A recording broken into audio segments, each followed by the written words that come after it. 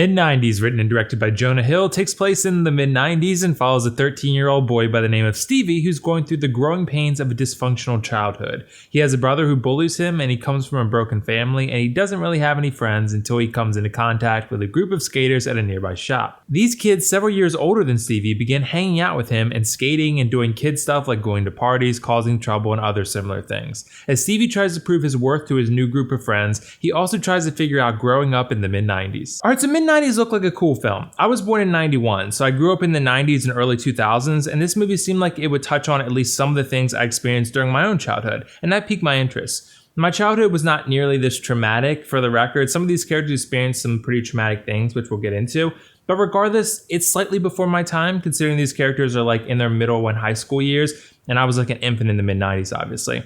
I kind of expected it to rely pretty heavily on nostalgia to carry most of the weight, and I felt like the story would kind of suffer for that, but I don't think mid-90s relies too heavily on nostalgia. It certainly relies on it to pull some of the weight, but I think there is enough here with the story and the characters and the other surrounding parts to satisfy most people, at least mildly. I don't think this is an amazing film. It's not one that I feel like you need to rush out and go see, but I do feel like it's solid and one of the better ones I've seen this year, especially if you grew up in the 90s. I think the best thing mid-90s has going for it is its characters. I often feel like the characters and the performances and even the other surrounding parts like the music end up being greater than the overall package the movie provides. Each of the kids has their own identity. Most of them have their own nickname, and they each provide something uniquely realistic to this film. They all are pretty similar to a friend you probably had at some point when you were this age, and you're going to be able to recognize the behaviors of some of these characters as childish and immature, and of course relatable, something you might have done at some point. For a coming-of-age film like this, the relatable aspect does go a long way, and I've mentioned that in a lot of coming-of-age films that I've reviewed. And I think there are relatable aspects here for sure. The specifics of it will really vary though based on your own childhood. Like most of these characters have pretty rough upbringings, and they experience some pretty traumatic things by the time they've even come close to graduating high school. I liked how grounded the characters felt overall though, and I enjoyed watching them band together and grow together as they were all, experiencing not only relatable things, but also traumatically specific things. The chemistry works between all of them. I also liked how the film felt and looked 90s. They use a 4:3 aspect ratio to sort of act as if you're watching the film as if it was shot by one of the characters, because there's a kid in the group of friends that's always like filming everything they do of sorts, and they play to that a little bit.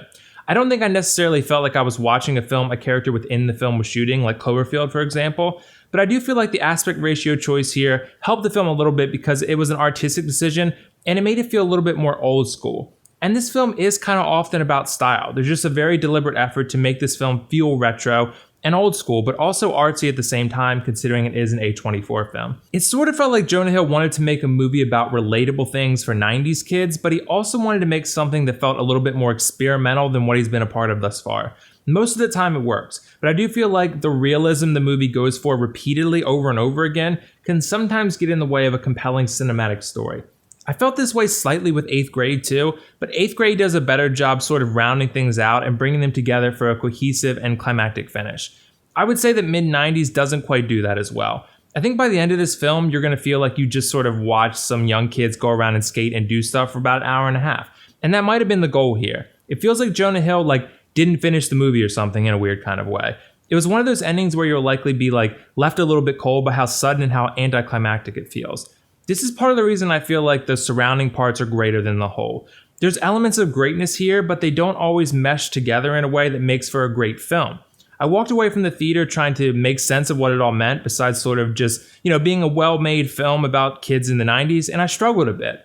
And that's partly because the film just kind of feels unconnected in a way, unrefined. The realism is really great, but what it all means becomes problematic when the film just kind of ends without providing any sort of resolution.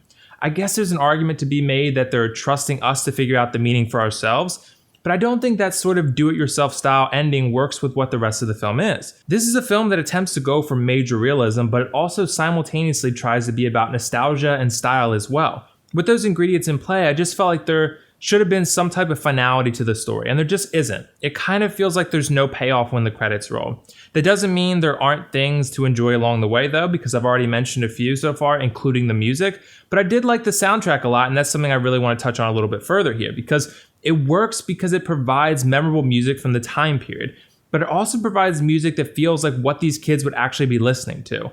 In this way, yeah, it does feel like we're watching a film within a film, which is maybe, like I said, what they're going for. but I like to look at it more as like a technical aspect that adds atmosphere more than anything, and it's effective in doing so. All the actors were good too, but I do feel like Na-Kel Smith stole the show here. He plays a young kid named Ray who acts as the leader of the group. He's the coolest, he's the best skater, and most importantly, he's the most mature and easiest to identify with.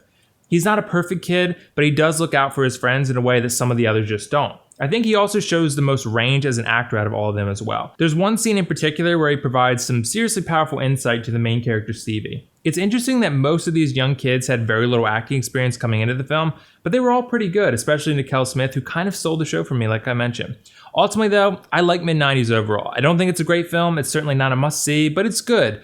It had the potential to be a lot better, and I kind of was expecting a little bit more out of it, but it's still fairly satisfying nonetheless. As for the pros cons, for the pros, I thought Mid90s delivered some really strong acting performances from mostly newcomers, a lot of realism, and a great soundtrack that adds a lot of atmosphere. For the cons, the story doesn't always feel like it knows where it's headed, and there's not enough payoff by the time the credits roll. I'm going to give Mid90s a 7.5 out of 10, and honestly recommend you just wait on this one for now. It's a good film, but I don't think it quite justifies the price of admission. So did you guys see Mid90s yet? What did you think of it? And if not, let me know why not. And also let me know what movie you're most looking forward to for the fall/winter season. For me, it's Creed 2. I honestly cannot wait for that one. Either way, this is WillFoxification signing off. See you in the next review.